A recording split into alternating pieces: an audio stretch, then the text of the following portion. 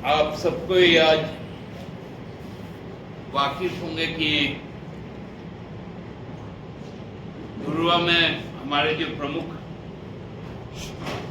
राजनीतिक प्रतिद्वंदी दल है भारतीय जनता पार्टी का, उनका एक समारोह आयोजित। उस समारोह में भारतीय जनता पार्टी के जो आगामी विधानसभा के चुनाव प्रभारी, भारत के कृषि मंत्री, मध्य प्रदेश के पूर्व मुख्यमंत्री माननीय शिवराज सिंह चौहान जी, हमारे देश के प्रमुख राज्य आसाम के माननीय मुख्यमंत्री हेमंत बिस्वा शर्मा जी, वो भी उपस्थित।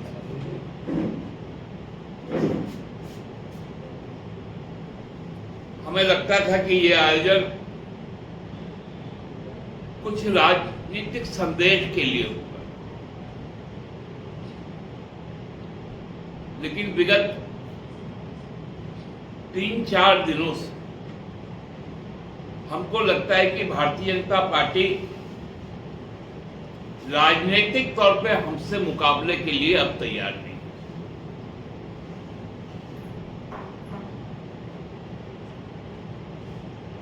हम जानते हैं इस देश में दो जो सर्विस है,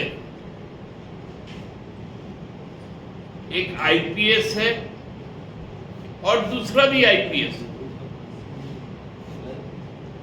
एक इंडियन पुलिस सर्विस है और हम कह सकते हैं कि हम जैसे लोग भी इंडियन पॉलिटिकल सर्विस में।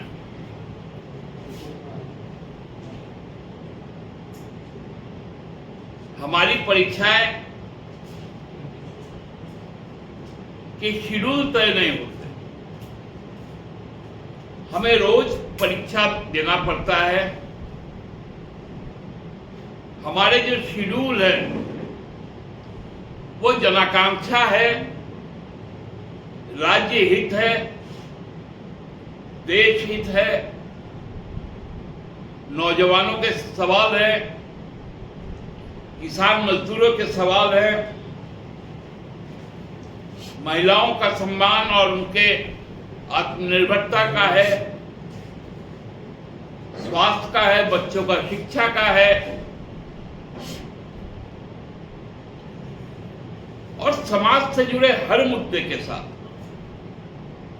हमारा दैनंदिन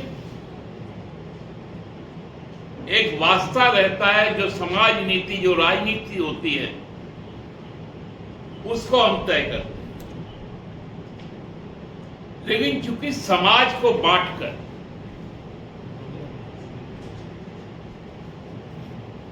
राजनीति को प्रदूषित कर जो पार्टी यहां पर हमारी मुख्य प्रतिद्वंदी है, उनका चरित्र अब कोई पॉलिटिकल सर्विस का नहीं रहा,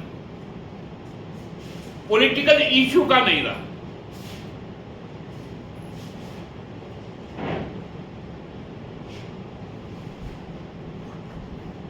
बांग्ला में एक कहावत,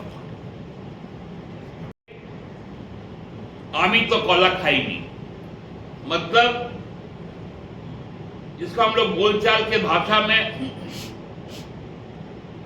कह सकते कि चोर के दाढ़ी में तिनका। मतलब सवाल पूछा गया बच्चों से, क्योंकि जो हमारा ठाकुर घर है उसमें फल प्रसाद वगैरह रहता है, तो जैसे माँ या दादी पूछती है कि वहां कौन था, तो जो वहां से कुछ चोरी करके खाया वो सबसे पहले घर में आवाज देता है, हम तो उस कमरे में गए ही नहीं।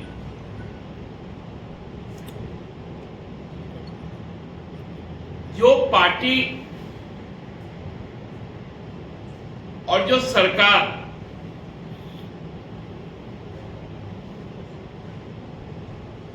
उच्चतम न्यायालय ने यह मान चुकी है कि हम जासूसी करवाते पेगासस के द्वारा। उनका संपूर्ण ताना बाना राजनीतिक दर्शन जासूसी से जुड़ा हुआ है।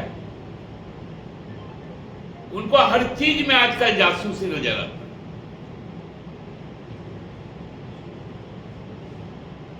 आपके असम राज्य के मुख्यमंत्री यहां आते हैं,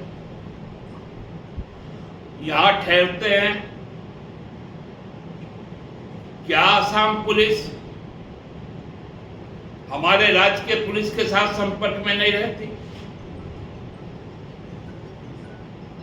क्या वो जहां ठहर रहे उसकी सुरक्षा का वो जायजा नहीं लेती?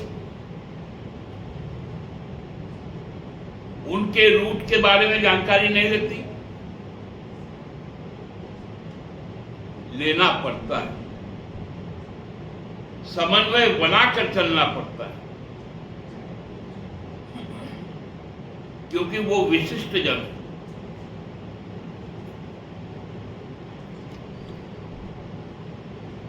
लेकिन आजकल भारतीय जनता पार्टी को हर आदमी में भूत दिखता है।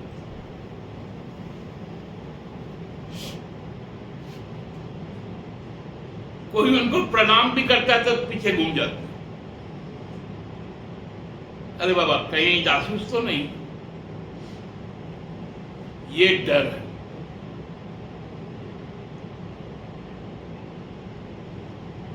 राजनीतिक बातें ही नहीं हो रही है।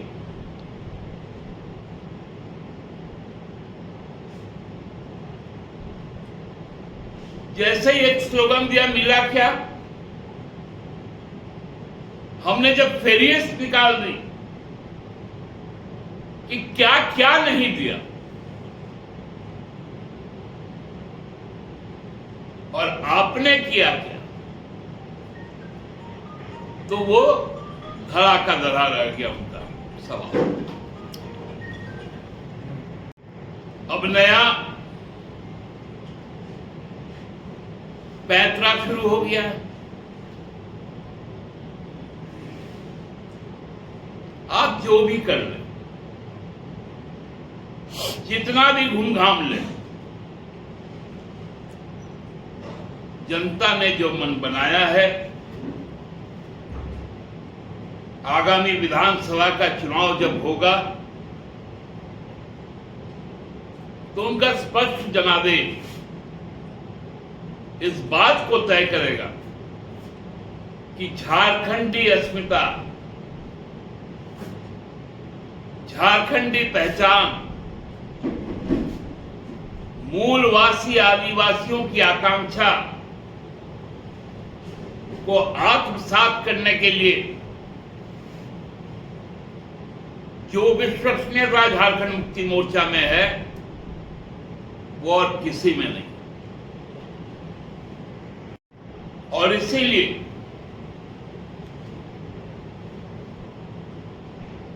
पुनः झारखंड सरकार हेमंत सोरेन जी के नेतृत्व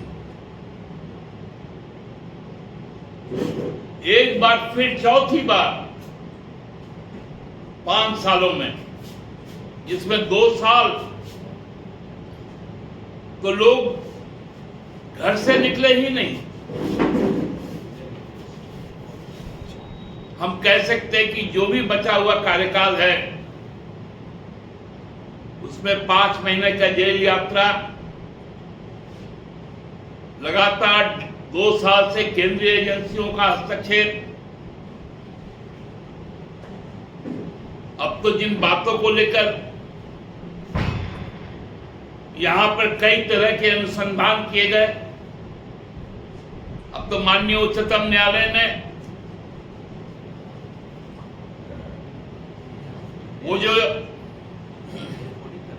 एक आतंक फैलाने वाला एक एजेंसी था उसके प्रामाणिकता पर भी सवाल उठा दिए ईडी पर।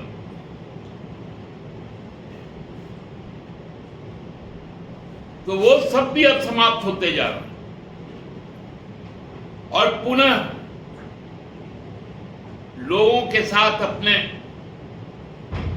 किए गए वादे, उनके लिए किए गए प्रयासों के साथ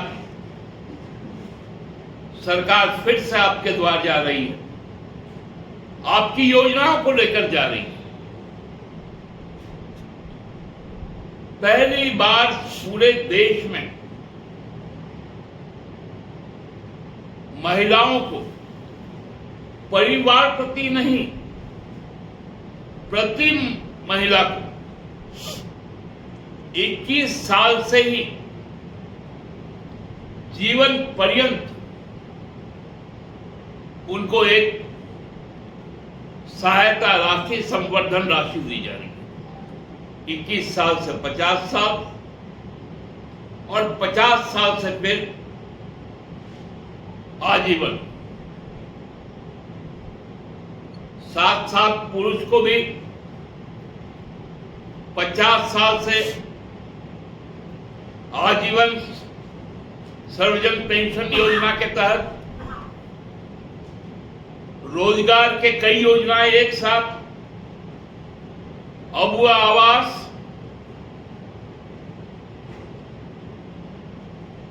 बच्चों की पढ़ाई, विदेशों तक में मुफ्त पढ़ाई, जटिल रोगों के इलाज, ये लगभग 108 फ्लैगशिप योजनाएं जो सरकार चला रही है। स्कूल ऑफ एक्सीलेंस, उनको लेकर पुनः जनता के द्वार जाने का काम करें।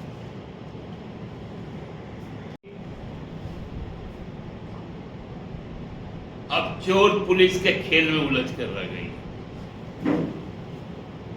यही कहना था आप लोगों को। बहुत बहुत धन्यवाद। दादा, एक सवाल है। आज चंपैदा हमारे नेता रहे हैं,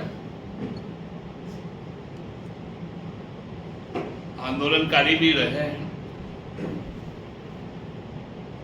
उनको पूर्ण मान सम्मान और उनका नेतृत्व हम लोगों ने स्वीकार किया है। अब वो जहां कहीं भी गए, उनके लिए उनको बहुत बहुत शुभकामना।